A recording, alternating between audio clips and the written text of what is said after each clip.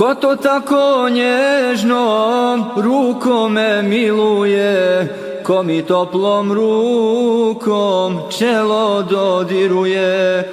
To je moja majka, nego ko bi drugi, oči su joj plačne kad sam ja u tuzi. Svoje oči hrani kada me pogleda, slađe su joj riječi nego sat od meda. Radosti je puna kada gleda mene, vesele su tada divne oči njene. Kraj postelje moje često noću stoji, pokriva me nježno, sve se za me boji.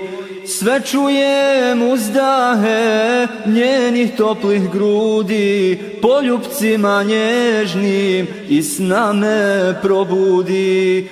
Može li neko drugi tako nježan biti, il ko majka neko može li suze liti?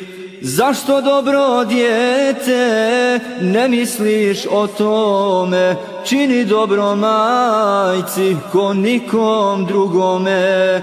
Ne može se dijete majci odužiti, al za uzvrat može pažnju joj pružiti.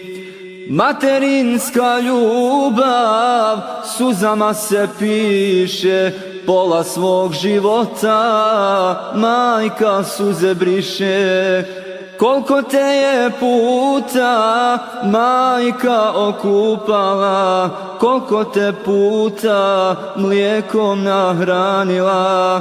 Zar se ta dobrota zaboravit smije? Ko to zaboravi, on i čovjek nije.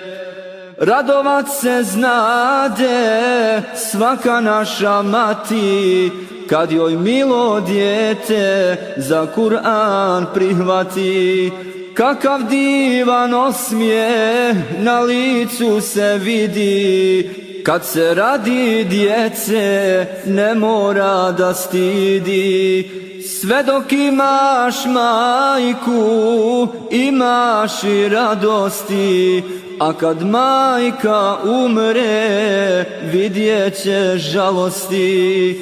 Niko kao majka ne voli te tako, posle njene smrti zaplakat ćeš jako.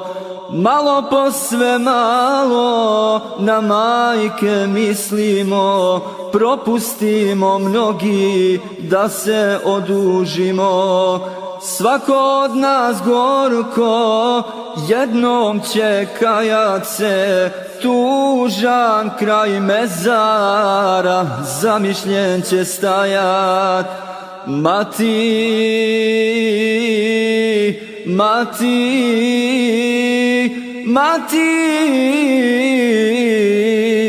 ja ti ruke ljubim, nikada te neću iz srca da gubim. Tvoje mlijeko, mati, ja u sebi nosim, s tobom ću se, majko, uvijek da ponosim.